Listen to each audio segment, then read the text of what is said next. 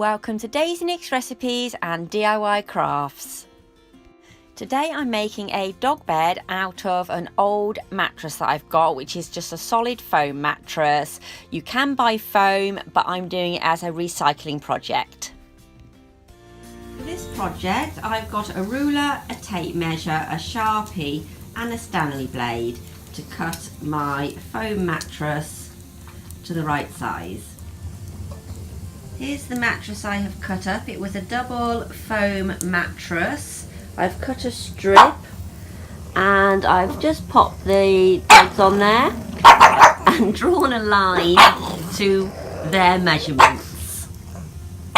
Cut along your lines with your Stanley blade out at its fullest and then just gently push down and pull along. There we go, totally cut in half. Not the smoothest of lines, but it will be fine. I've now measured 2 arm pieces, which I'm going to cut out. I've put my arm pieces in place and that's what it's looking like so far. So I'm just going to measure and cut a back piece. This is the foam I've cut for the back piece. I obviously want to shape the back, so I'm going to draw like a sort of rounded back on it and bring it down a bit to match the arms. I've drawn around the lines where everything connects, so I know which bits will have the glue on, and I've hatched the areas that I will be gluing, if you can see all the way around, and the other bits I've left like this so I know what areas they are, and then I can cut my material to match. And I've also marked the back there, which I'm going to cut around. Spray adhesive, which is good for sticking foam backed carpets. It's sort of like a carpet spray glue, and I'm going to use that to spray my hatched areas and start sticking the chair dog bed together. It's now all glued together and really sturdy. The spray glue worked brilliantly, so that was a carpet spray glue I used.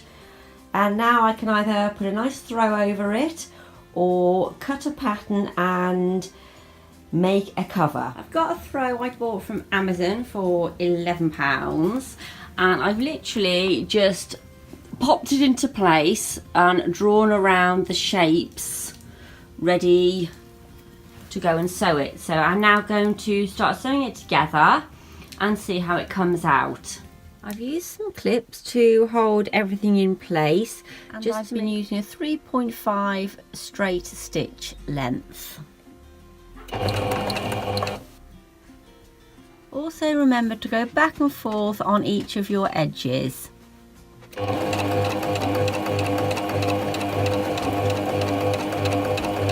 can kind of see what I've stitched so far around the arm, and now I'm just starting to stitch the seat on, and I'll come along to the end and then I'll use this piece to sew onto the length of this piece. So I'm just going to carry on with that, and then I'll show you how it's going. I've now sewed along the back. I just keep bringing it back and putting it over and just checking how it's fitting, and then I sew the next piece. Here's the dog bed finished. I finished the cover and put it on, and I'll just show you the back. There you go. I did have to keep putting it back on and measuring and pinning it into place, but there we go, all finished. If you liked my video, please give me a thumbs up and subscribe for more DIYs.